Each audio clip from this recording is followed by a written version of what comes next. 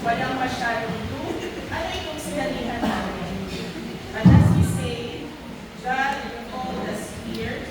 He has a purpose for us. Bakit po tayo nasa community? Nakakapag-reflect ba tayo? Naalala ba natin kung bakit po tayo na-join? Second, why do we remain in NSC? Hindi ba kayo nagtataka na may mga tumagaling tayo members? Lalo na po sa couples. Hello sa mga couples, sa mga elders, kaway-kaway po dyan. Shout out. Cheer mo muna. Yes! Hello! Ayan. Then meron din po mga singles, currently the couples, tapos may singles na din yung couples na. Bukas. Or even those na from the youth ay nagtuloy-tuloy ang sa aming batch po, sa totoo lang, kami na lang nakasawa ko ang Ang galing na sa Strada, siya po yung isang household leader, Sir Michael.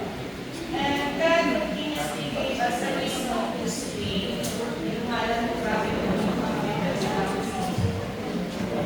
And lastly, have we grown in faith? Over the years while we are here in NIUC, iiwan ko po sa inyo yung tanong na ito para i-assess natin ang sarili natin. Nag-grow na ba ang faith natin habang nasa NIUC? Lalo na po sa mga bago, sa mga singles na naging couples. Before we start sa main session, let me give you first a quick introduction. So last February, we had our World Couples Congress with the theme Stronger Together, Our Marriage Rooted in Christ. This is based on Colossians 2 verses 6 to 7, highlighting the words rooted, build, and held firmly. Maaari ng Congress ay para sa couples, pero as couples, parents are the foundation of a strong family, and it cascades sa mga anak. Tama po ba? We encourage the singles, may singles na dito, si Philip, single yan. May youth na yun po, nasa Harchang sila. To also reflect as what we are about to discuss and how we understand your parents, titos and titas in the communities. And the topics are also applicable sa lahat. Ganun din po kahit handings na, alam po makaka-reflect po kayo sa ating mga yung discuss. So, summarize ko lang po muna ang session 1 because we have 3 sessions for actually 1.5 day po yun. Pero meron lang training na yun na Friday. So our session 1 is titled Rooted in Christ. So sabi ko doon, for the half day na discuss ko sa akin, it says, we build strong roots to help us grounded on who we are and what our charism is. As what the late Brother Frank Padilla says, our charism is evangelization founded on family driven one. Yun po ba ang ginagawa talaga din natin? We have to reflect also on that. This was also stated by St. John Paul II, like trees, men need deep roots because only those who are deeply rooted in fertile ground can remain steadfast. Ang puno, pag malalim ang ugat, hindi basta nabubuhay. Ganun din po ang faith natin. Despite all of the trials that we may face, kung hindi po ang faith natin kay God, kung rooted tayo kay Christ, hindi tayo basta mabubuhay. Maaaring mahina, pero babalik at babalik. Strong roots are essential. We are to grow, be nourished, and be grounded. As we strengthen our roots, our faith becomes deeper when drawn from the right source, which is our connection with God. Stronger when needs are cared for, connection with self. And wider through connection with others, or connection po sa ating community. Kaya sayang po sana na din ang singles at ayun ang in summary, to be rooted in Christ is more than an image or a theme.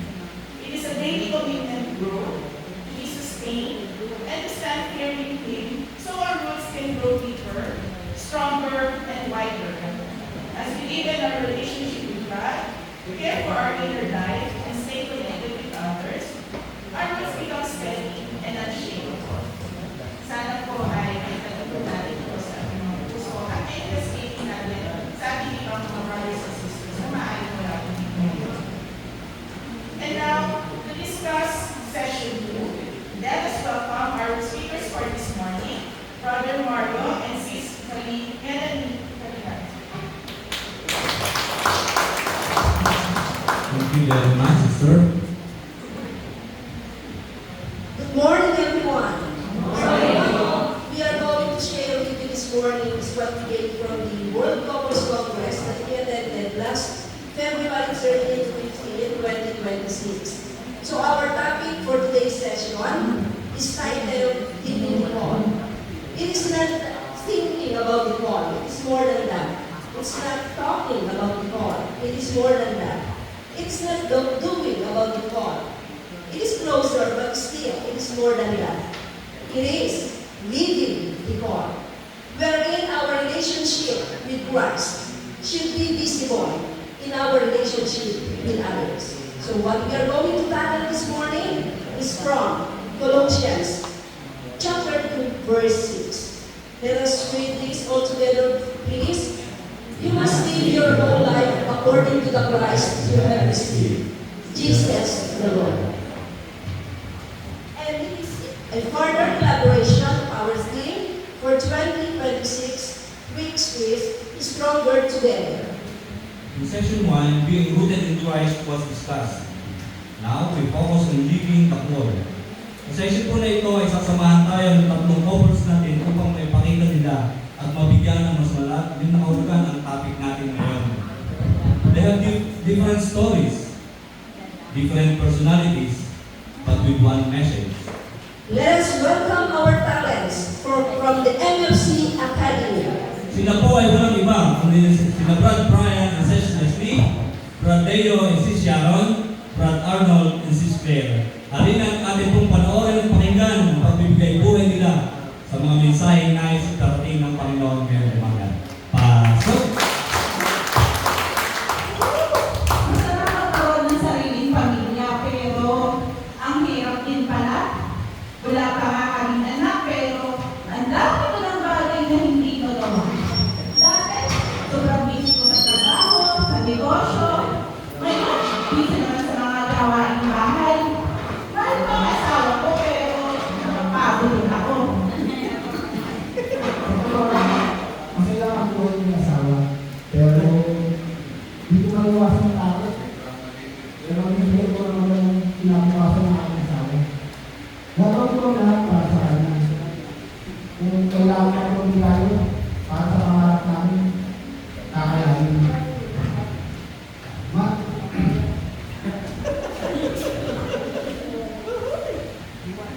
Mahigit 2 dekada na pala kami nagsasama. Lumalaki na rin ang mga bata. Marami ko ang ginugusto, pero hindi ko naman maibigay lahat agad-agad. Marami rin mga ganap, elwer, pre-K9, assemblies, household, at syempre dapat may time din para sa mga singles. Mahirap, pero mananatili na lang.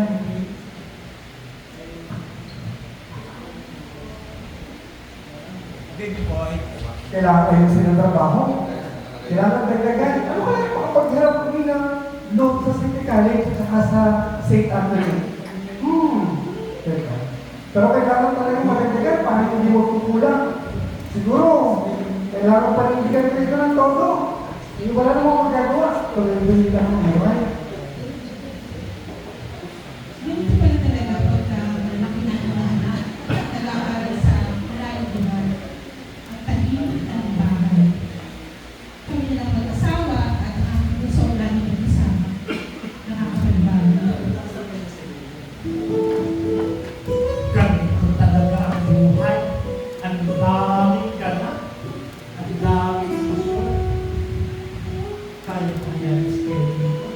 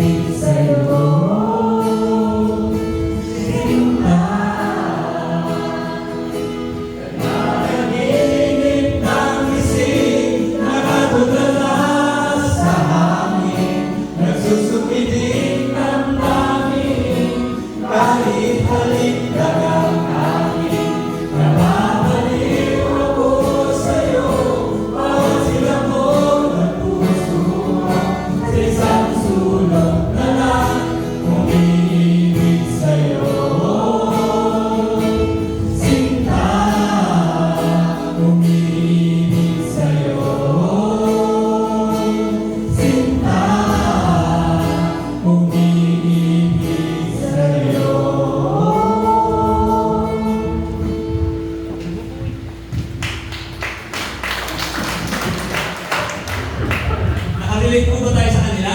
Yes! Nakita nyo yung unang couple, bago pa lang silang mag-asawa, bago pa lang bumubuo ng pamilya, nangangarap, may takot, paghihirap, ngunit binubuklod ng pag-ibig sa isa't isa. Yung pangalawang couple naman, 20 years ng kasal pero may mga difficulties and challenges pa rin sa buhay na di may iwasan. Yung ikatlong couple naman, ay may dalawang anak na pinag-aaral sa kolehiyo. Sila na lang nakikita sa bahay kasama ang puso anak. Sa pagtatrabaho at paglilingkod, di may iwasang mapagod at pagkasakit, pero patuloy pa rin naglilingkod, nangangarap at umaasa. Sa lahat ng panahon, sa iba't ibang yugto ng ating buhay, we have been rooted in Christ and we have been living the call. Sa first session, binigyan din ang pagkakaugat natin kay Kristo. Ito po ay naitanim na sa ating mga puso at kalooban. Ang second po, living the call, ay pagsasabuhay nito. At dapat nakikita sa ating pang-araw-araw na buhay. Ang challenge po sa atin, during all this time, is the call to become like Christ. It needs transformation. So sama-sama po natin basahin ang Galatians 2:20. I have been crucified with Christ, and I no longer live, but Christ lives in me. The life I I live by faith in the Son of God, who loved me and gave himself for me. Tandaan po natin, I no longer live, but Christ lives in me. Kahit anong antas ng buhay, mag-asawa, the call to personal transformation is centered in 3 pillars. The pillars of love, forgiveness, and service. So we have to become like Christ in love, in forgiveness, and in service. Love is the glue that unites us all. Love holds the relationships of spouses, of households, of our community. If there is no love, what will happen? Of course, marriage breaks, family disintegrates, and our community or society crumbles. Jesus said, I give you a new commandment, love one another. As I have loved you, so you also should love one another. From John 13:34. Next is forgiveness. If love holds relationships, forgiveness repairs relationship. Forgiveness restores. In every reconciliation between couples, marriage becomes stronger. So how many times should we forgive? It's not 7 times. It's 70 times 7. From Matthew 18:20. Last service. If love binds, forgiveness repairs, service is the water that nourishes our relationships as husband and wife. So service is love in action.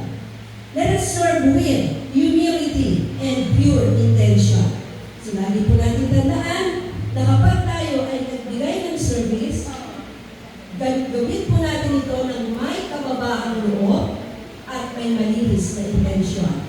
Remember this, the Son of Man did not come to be served, but to serve. And this can be read from the book of Mark 10:45. Today, our relationships in marriage, family, and community are under attack. So let us strive to live our calling to become like Christ. Tuloy ko pong inaanyayahan ating tatlong couples who at this point are facing internal and external trials. Pasok! Hindi na to yung buhay na pinapangarap ko. Araw-araw, gigising na bigat sa dibdib. Ako yung babae, pero bakit parang basta ko yung nagbibigay? Ako na nga sa lahat ng gawa ng bahay. Pati ba naman sa pag-aasikaso sa household, ako pa rin. Tapos, may mga araw na parang wala siyang pakialam. Ay nako, di ko na maintindihan.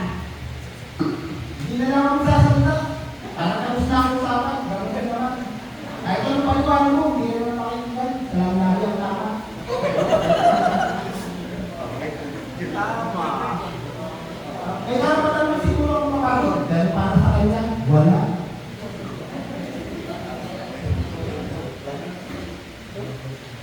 Dami kaya lang! Ang dami responsibilidad! Ano ba yan? Lahat na lang ginawa ko para parang laging wala. Ano ba ba't dapat ko gawin? Kaya mas gusto ko minsan sa opisina, doon ko na lang sinatapos lahat. Gagawin ako ng uwi.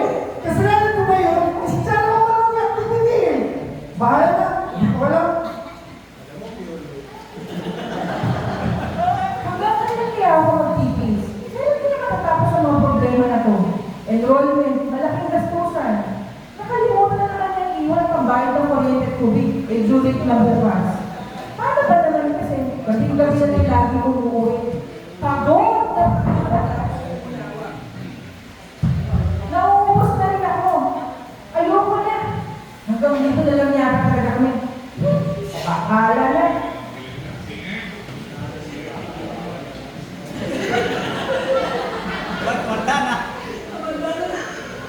Stress na nga sa opisina sa laki ng target. Ang dami ko pang dapat isagkasuhin. May trabaho sa Rotary, may trabaho sa simbahan, meron pang emergency. Gusto ko sanang magpatulog tayo din. Kaya lang, busy siya.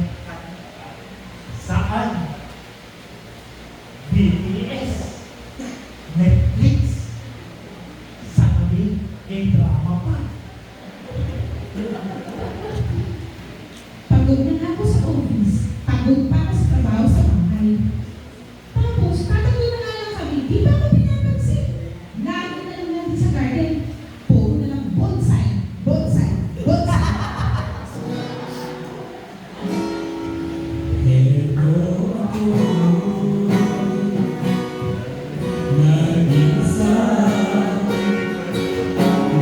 Naglalakbay sa dilawan ng dilim. Lagi na lang ako naglalakad. Ngunit eto, umahon pa rin. Pero ako, basang-basa sa ulan, walang masisilungan, walang malaligan. Sana may kuha pa akong mailuluhan at ang mabawasan ang aking kalungkutan. Neto ako, basang-basa sa ulan, walang masisilungan, walang malalapitan. Sana may kuha pa akong mailuluhan at ang mabawasan ang aking kalungkutan. Ang aking kalungkutan. Ang aking kalungkutan. Ang aking kalungkutan.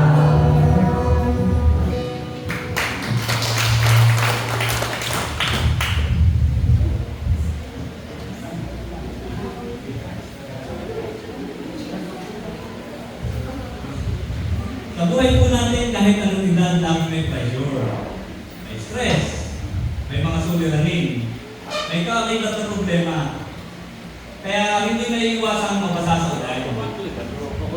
So ano na naman po ang mga problema nito na dumarating sa buhay ng mga kasawa na sumusubok sa faith and relationships.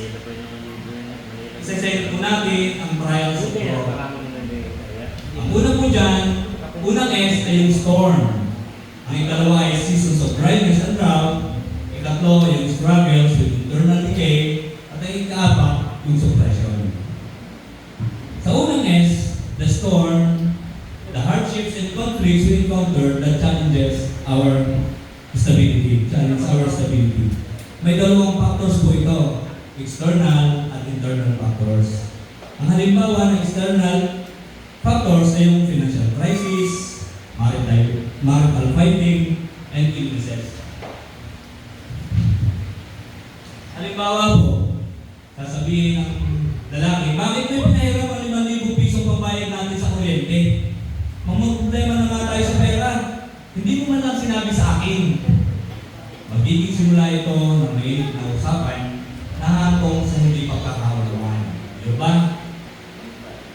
halimbawa naman ng internal factors ay yung doubt, fear, anxiety.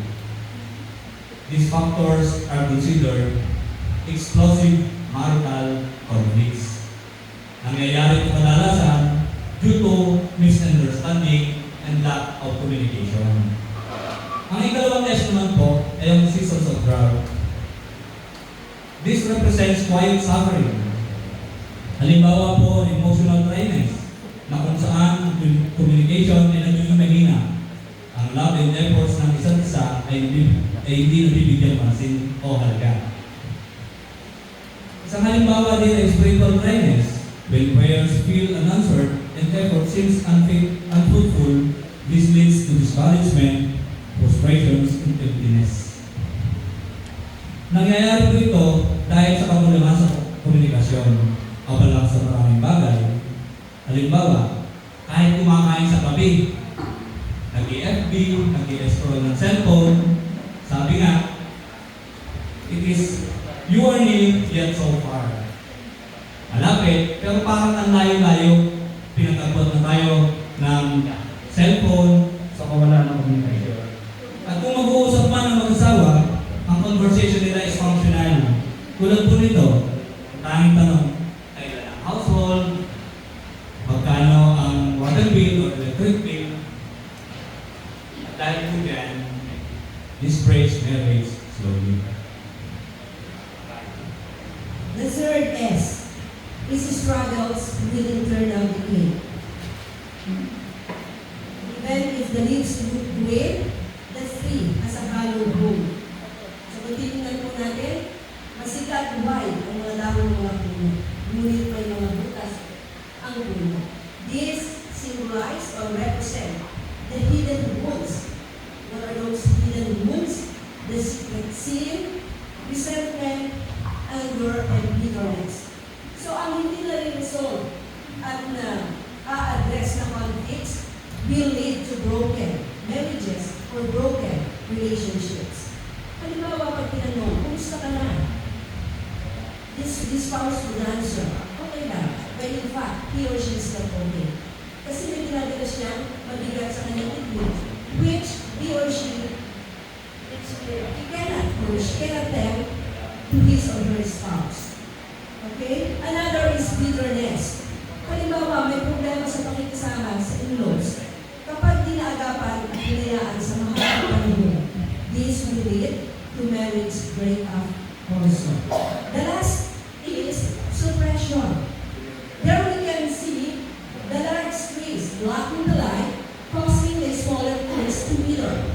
So just like them, sa ano po yun, jealousy, insecurity, comparison, competition, controlling behavior can hinder our personal goals. For example, sabihin ng may, or vice versa. Ito ang gusto ko, dapat ganito, or nag-decision without consulting his or his wife. This damage unity and cause discouragement. So like what Brad Mario had said a while ago, misunderstanding and lack of communication kill relationships. Tandaan po natin, misunderstanding and lack of communication will lead to killing relationships. No? Sa kabila ng oras na yan, patuloy na kumakapit po yung mag-asawa. Siyempre, hindi naman tayo nagpapadala sa kung ano man yung naging dahilan ng mga pag-aaway. Patuloy tayong kumakapit sa isa't isa at siyempre, kasama ang ating Panginoon. At this point, mga kapatid, muli ko pong tinatawagan ang ating mga couples palay bahagi ang living the call. Pasok! Nagsisimula pa na kami. Marami pang pagdaraanan. Alam mo rin, marami pang darating mga problema sa amin. Napatuloy kasi yung mga namin pagkakama. Pero kung sa isa kami kami, ang buhay ko ng asawa ay hindi maayos, napapayapa at maging malapat ang aming pagsasama. May mga araw nang nakakapanibago, pero kasama ko sa buhay na inuuhan ko.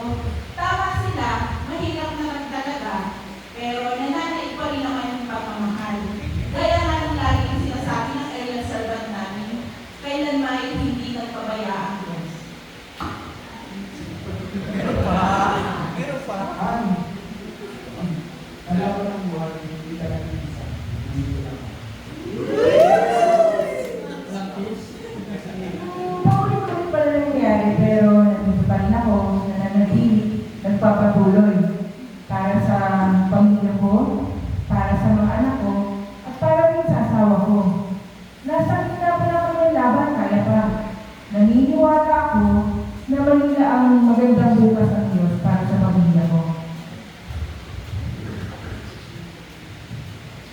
May pag-asa pa sa buhay na ito. Buti na lang talaga na natili kami sa Diyos. At buti na lang, may taga sa akin si Mami. Buti na lang, sa akin na pang-asawa ko. Kung hindi, sigurado, hiwalay na kami. Thank God, kasi nanatili kami sa missionary Families of Christ. At nanatili kami maglingkod sa simbahan. Mananatili kami maglingkod sa LFC kasama ang mga brothers and sisters namin sa community. Mami, hayaan mo. Kaya natin to. Yan. Alzheimer pa naman. Buti na lang may LFC. Lagi na kayo magkasama at masaya naglilingkod. Nakakatuwag isipin na pati mga anak namin ay nasa community. Sa dami na natin nalampas ang problema, ngayon pa ba tayo susuko? Excuse me po. Sa pagkakalitan na tayo ng maraming pagkakataon para maraming pamilya ang may barangay.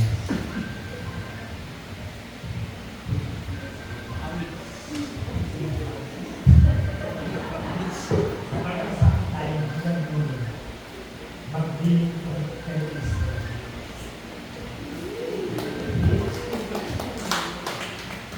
Masayang magkapamilya at nagtitiwala ako kakayanin natin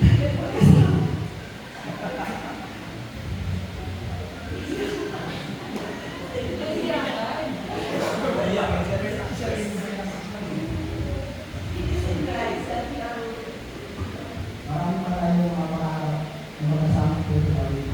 Alam mo ang mga mahal. Ang ating kalimutan sa pananampalataya.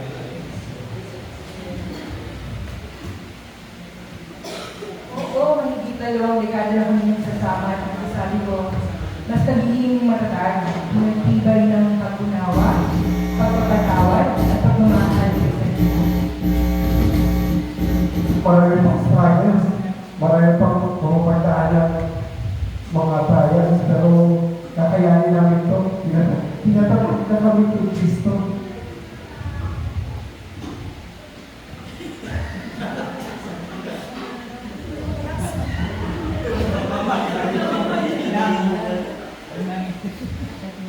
Ngayon na nakita namin ang sila sa Panginoon. Di na ako natatakot dahil alam ko lahat ang kasama. Kasama namin tayo hanggang buhay, ang buhay hanggang dulo. Magdiling ko kay Kristo.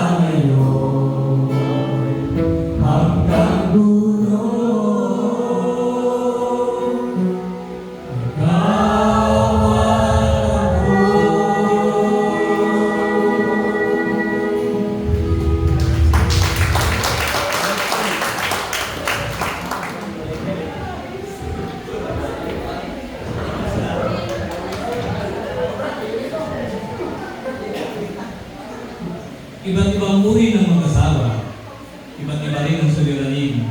Subalit may isang mensahe na nais para ipagod sa atin.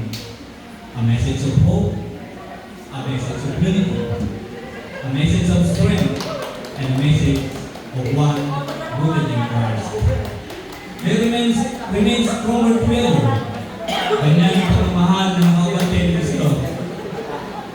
Isa lang ang tanong, paano natin malalabanan ang malalampasan ng mga difficulties na ito? Trials, ang oppression, ang suffering. The solution is living the call without remain wrong.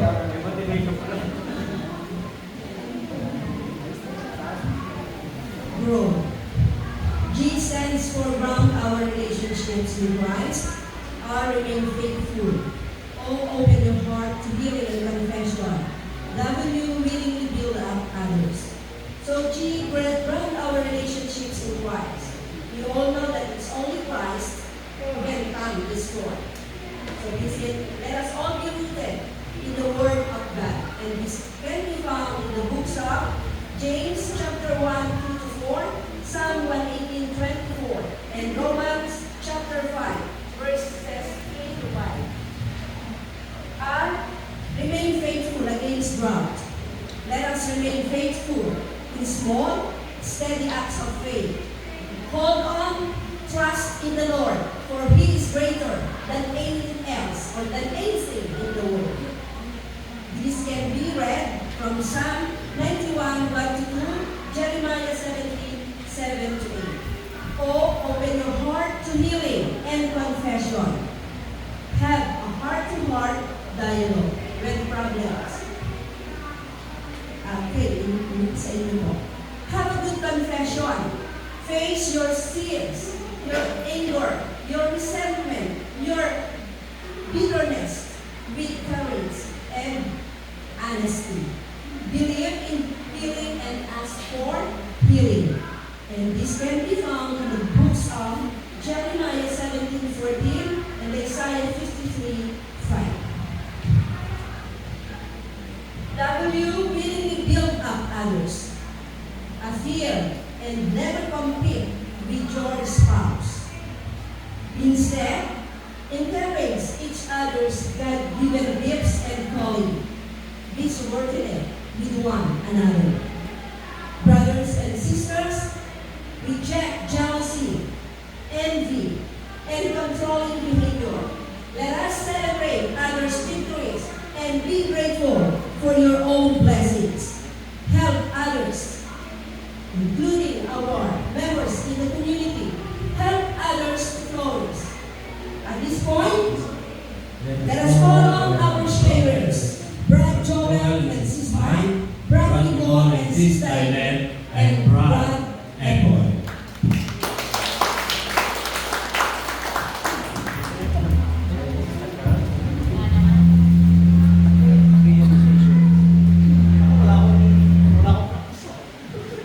Ano po, magandang umaga po sa ating lahat. First timer po sa mga pagbawa. Ngayon, ako po si Joel Marillo at ang aming sister wife po.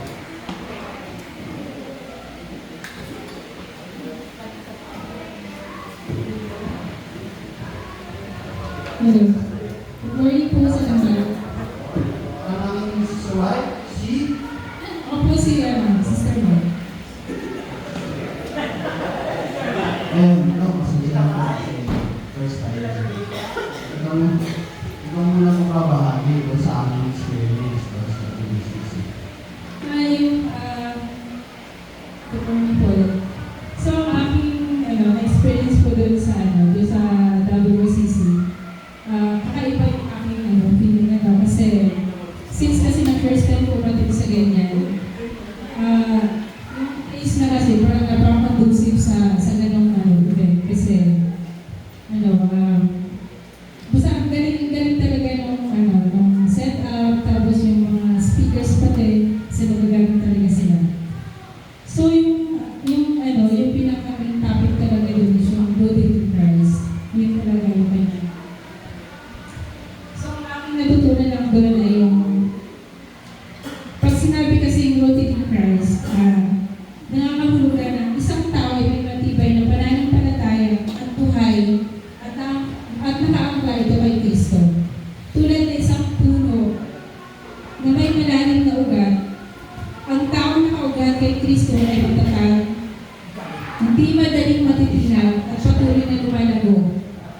kabutihan at pagmamahal at pananampalataya.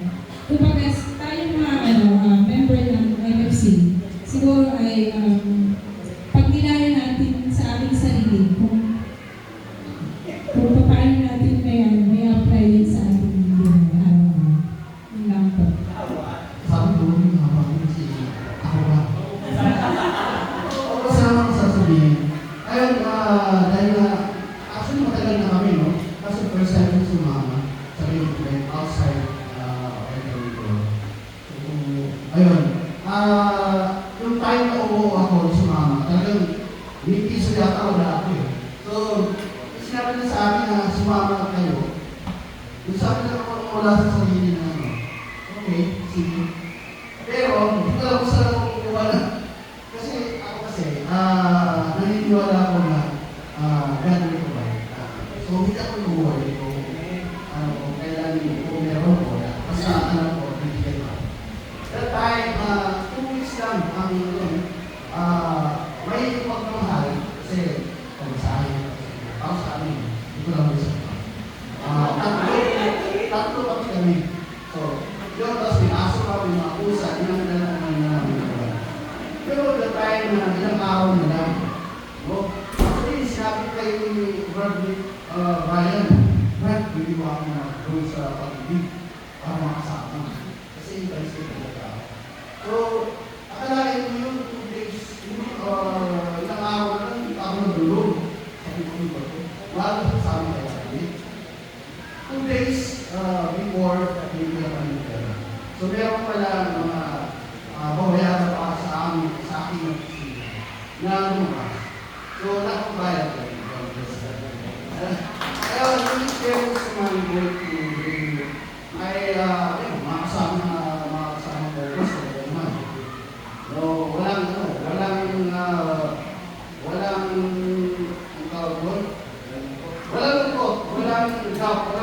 puro ko siya. Ayun, pagdating naman doon, yung venue na pagdatinda, tapos yung, yung bago, walang pakat pala sa bago. Walang pakat po, kanya. Yung gano'n. At feeling ko, yung pinakapakat lang doon, ay yung lugar na kung saan ginagawa yung music. So, ganun din doon, dahil na-i-orientate ko. So, kung nasa ibig sila, pakat video mo. Talagang medyo mahirap. Ayun, yung mga series doon, talagang inspired ako. Sobrang dami kong tutunan nila. Sila, may share doon, na parang pinigyan siya. Bakit nagbigay siya yung house nila? Pero ano, diba? Akalain niya, nagbigay siya yung house.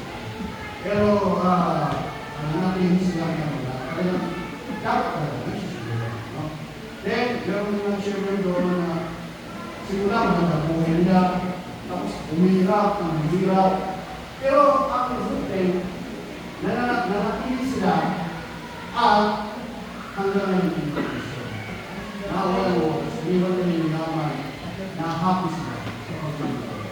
So, kaya ito yung ang dahil sila nakaulat na kay God, kay Cristo. Yun, hindi tayo ako dito kasi makita ko naman kami tagabigan. So yung agad ko lang doon, puno, agad doon.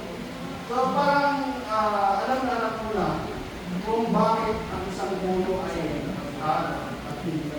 basta nabubuha. Kahit sa pilit siya ng mundo, inagay, walang pwesto, dahil siya'y may nakita ng maganda. Ayun, matatag. Pero kung ikaw man ay nasa patag, pero wala kang pinakapitan, hindi nakaulat ng magaling mo. Hindi nakailan mo. Kaya yung bakit ko yung ilang Bible, ang sinasabi, February 12, o mga Diyos, tapuin natin na may pagkikis ang takbuhin pinilagay sa harapan natin ng pumipili kay Jesus.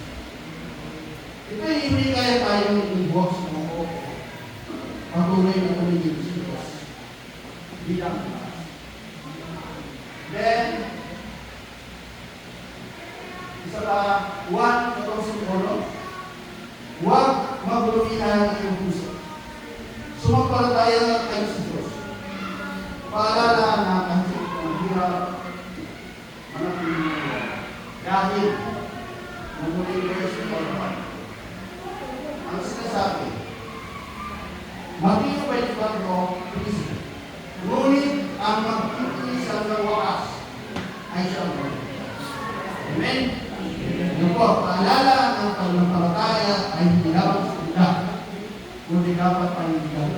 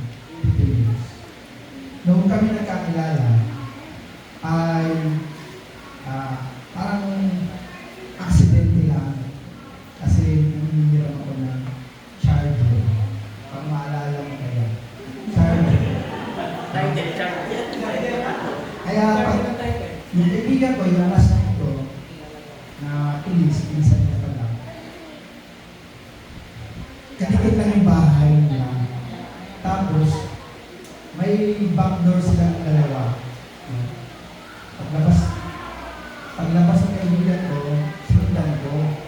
Kasi nangyayari kami, nandito yung pinsan ko, nangyayari ng isa ko. Ang charger ko, baka na may charger ko.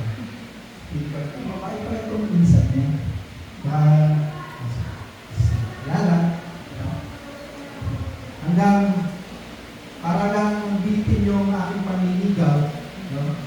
Paano kaya ako manliligaw dito? Kaya kung tumawag sa pinsan niya, ano nang dalawang pinsan niya? Paskatan sa tayo.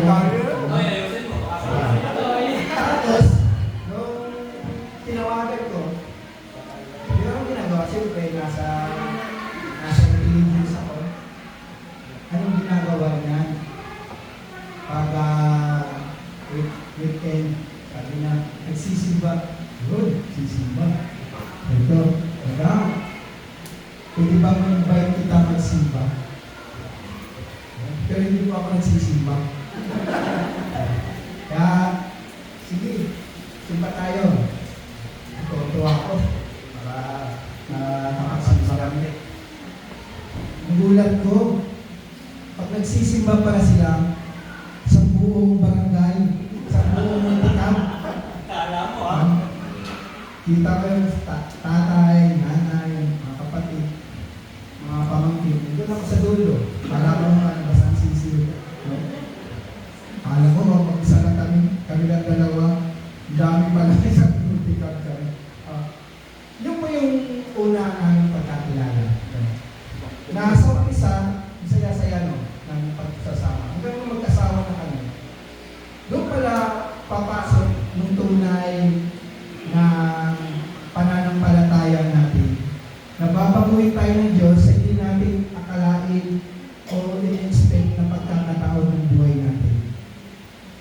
Sa aking pagkawalay sa Panginoon, ay dadalhin niya ako sa isang pamilya na magbibigay sa akin ng panibagong lakas at panibagong pananampalataya. Yun yung pamilya nila. At pinili ko sundan ng pamilya nila pamilya na kinalakihan ko, sapagkat yung pamilya na kinalakihan ko, hindi naman pangit, hindi naman, pero yung nakasanayan buhay namin, pwede kaming walang kontak sa loob ng 2 taon, 5 taon, walang pag-uusap sa loob ng napakahabang panahon dahil puro kami sundalo. Kaya sanay kami na walang komunikasyon. At nung kami mag-asawa na, akala ko ganun lang kasimple yun. Nung mag-asawa na kami, nakita ko yung malayong pamilya na naranasan ko sa malapit na pamilya, magkakalapit na pamilya na pamumuhay nila. Kaya nagkakaroon kami ng conflict. Kakaroon kami ng hindi pagkakaunawaan. Hindi ako sanay na pinipigilan. Hindi ako sanay na pinagsasabihan. Kasi yung mga magulang ko, kanya-kanya. Kasi ako nagsundalo, 19 years old, wala na ako sa kanila. Kaya, malayo sa kinagisna nila. Nag-aaway kami sa simpleng bagay nila. Dahil sa pagkakaiba ng pamilya namin. Dahil sa nakasanayan ko. Pero, nung pumasok na ako sa community, pumasok na kami sa community, dito ko namin napalalim yung aming pananampalataya. Dito namin maranasan maging ganap ang aming pamilya. Na sa tuwing nagkakaroon kami ng conflict, kapag kami nagkakaroon ng alitan o awayan, natuto kami ibaba yung aming sarili. Natuto na kami magpakapakumbaba sa isa't isa. Na sa kabila ng kanya-kanyang pride, kanya-kanyang paniniwala, ay kapag pala sa buhay mo, sinunod mo yung iyong asawa sa mga lalaki. Kapag pala sinunod mo yung iyong asawa, hindi ka mawawalay sa Diyos. Hindi ka mapapaliwala. Dahil sinunod mo yung asawa mo, magiging maganda yung buhay mo. Kaya, kung sinunod mo siya, hindi ibig sabihin nun na nagpasakop na ako tuluyan sa kanya dahil sa kanya naman lahat ng bagay ikinukunsod niya sa akin. At yun yung maganda. No?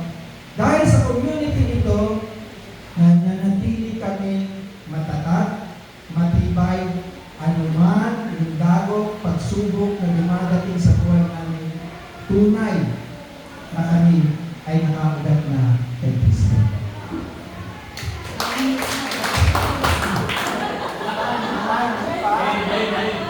More. So, sa totoo lang po ay wala na yung pag-uusap. Hindi po ako sanay-sanay. Buti po yung mag-aamay yung katulad.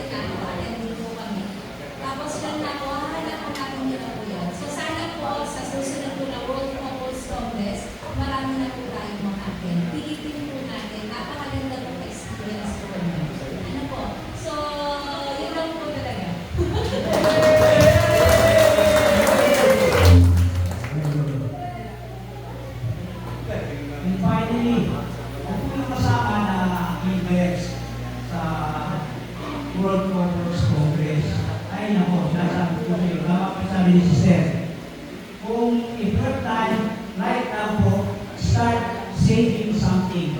Let us come together to the next Congress. Napakasarap na experience. Napaka,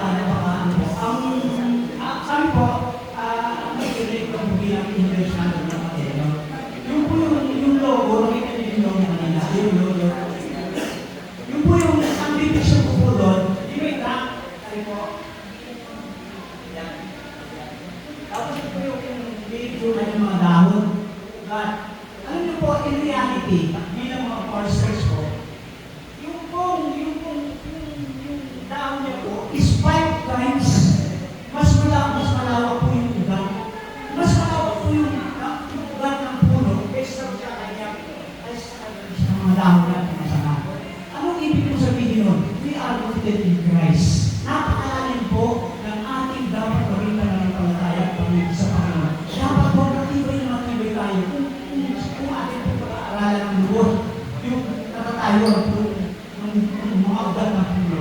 Yes, kasi po, iba yung nutrients niya galing na sa soil. Lahat, yung anchorage niya, dapat nabibay. Although yung may transpiration galing sa dahon, kunti lang po ang contribution para sa growth at yung para sa growth at sa pumupunga niya. Pero talagang marami po yung contribution ng mga nutrients galing po talaga sa soil. Yun po ang pinakamalalik natin sa mga parating sa inyo. We are rooted in Christ. Hindi tayo basta-basta dumating yung storm, yung tag-init, dapat hindi tayo basta-basta bibigay. Dapat ganun po kalalim yung ating pananampalataya pag-ibig sa ating Panginoon. And ang realization ko po doon, alam niyo po ba yung pag-asawa ni Brad Pratt, pamilya, may pagka-socialite? O pala po ko siya noon, sabi daw yung di patay na si Brad Pratt, nung bago ko umalis, hindi pala si Brad Pratt, ay ang mabilis na patakbo, mabilis na mag-drive. And ang nangyayari po, minsan, ilang beses daw silang umaakot sa palayan. Kasi nga, mabilis mag-drive. Sabi ng social natin, I am so young, I want to die. Sige tayo kung sabi niya, I have so many friends. Kung paano ako, sabi niya. And then, pero patuloy lang si Brad Pratt. Represent yun, na hanggang sa magkulang ng lumagaw itong missionaries families of Christ. Hanggang sa, di ba, Paul's, and then siya sige, parang na-absorb na din niya, in-embrace na din niya yung mission. Kaya po, yung anak niya, nag-succeed na si JB, siya nag-tuloy-tuloy. And yung experience ko, starting po yung mga experience ko dito sa college, start po sa van. Pinuhin nyo, overload kami. Kaya na-included in the van. Talaga po pagdating sa Baguio, nag-iinit kami. Nakita kami sa camp. And then, matig-ulit ako na maaalis tayo. Nandun una, nandun pa ang salita. Hindi naman escort kami ng asawa. Pero ang hirap yung escort. Hindi naman kami kasama sa bilangin. Ay biglang na sa akin. The next day, yun na. Nagbago na po yung a very hearted couple. Si Brad Brian, binigyan po siya sa aking unahan. So kami dalawang matanda, si Yuri. Hindi na ako kung saan. Ibang pati. Yung dalawa, sila rin na yung escort. Imagine that. Kung walang makikita mo yung tender, loving care ng brothers. At napakasaya po. Every time na kami may mga dialogue, ako napakasaya. Wala there is no gano'n po sa pasyahan. Sa kampo man po, mga pa lang, may kumigising na, may nagluto, at may nagsusumba. Meron po. Ang gagawin ko. Kaya po, I just want to extend my sincere thanks po sa staff na nag-create po ng play. Actually, ano po yun parang ginaya po nila doon yung setting sa World Congress. Napakalain po ng director, no? Sirani, thank you very much. Ulidayo. Napakalain po natin sila. Of course, all the people behind, yung announcer, sabi nila, yung tatlong artista, ako wala naman. Si Sister Faye, yung asawa mong pinagawa mong Alzheimer.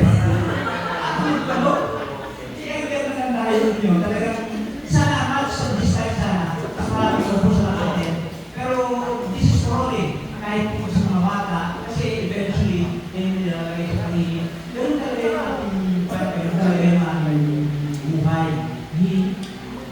Yung mga challenges, yung mga growth moments, yung mga storms. So, ang isa pang, kung tayo, ano pala, yung pangalista, si Radeo, si Tershawin, wow, terrific. Napaka po natin sila. And yung pong huli, si Brad Ryan, at saka si Sister Leslie, wow, tremendous. And the winner is, kasi naman ang award ay blessing sa mga Lord. Naganda na kung pagkakarinig nyo. Wow. Napaka po natin sila. Okay, ito lang ay sisirap sa inyo. At salamat po sa pagpipili sa aking panahon. Kaya, I will advise everybody, couples, even ako gusto na particularly. Pero kung gusto nyo sa mga ulit, akin po tayo na. Bigyan po natin yung pagkakataon. Kasi, malalim ng mga turudo. Doon naman ang malakas yung ibang mga matatanan. Kaya, talagang nagsama-sama. Yung percent na, yung mga dancehall ko rin, yung mga dancehall pag sila. Napakasaya. Salamat po sa inyo. Thank you.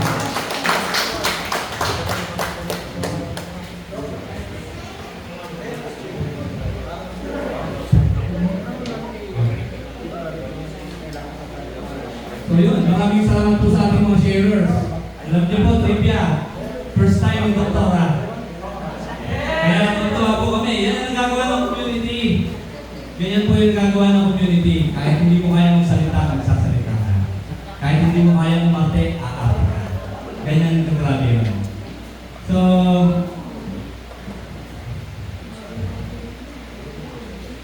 brothers and sisters, let us inject into our minds and hearts these enduring ideas that we should not forget. We have to fight for our relationship with God as we remain rooted in Him. We are ready to fight for our marriage, for family, for our community, and for the mission. Jesus came. He is a carpenter, but he did not build homes, temples, or synagogues. Instead, he built relationships. Only when we are deeply rooted in Christ can we truly live for relationship. So for the final exhortation, brothers and sisters, living the call means becoming and being transformed in Christ through love, forgiveness, and service. at this point, instead of having a heart-to-heart discussion, we would like couples to have a short reflection on these questions. Then find time to discuss this with your spouse when we get home. How can we better ground our marriage in Christ to withstand challenges like conflicts, misunderstandings, or emotional distress? So, paano po natin mapapalakas ang ating buhay mag-asawa kay Kristo para mapaglabanan po natin ang mga challenges tulad ng conflicts, di pagkakaunawaan, and emotional distress? In what specific ways can we encourage and build up each other, foster growth in our relationship and spiritual life? So, a 2-minute reflection.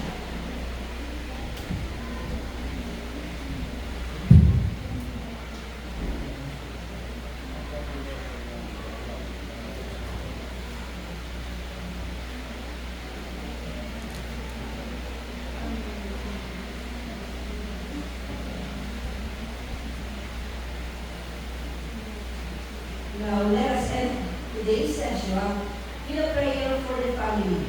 May we request everyone to please stand and together we will pray. In the name of the Father, Son, and Holy Spirit. Lord Jesus,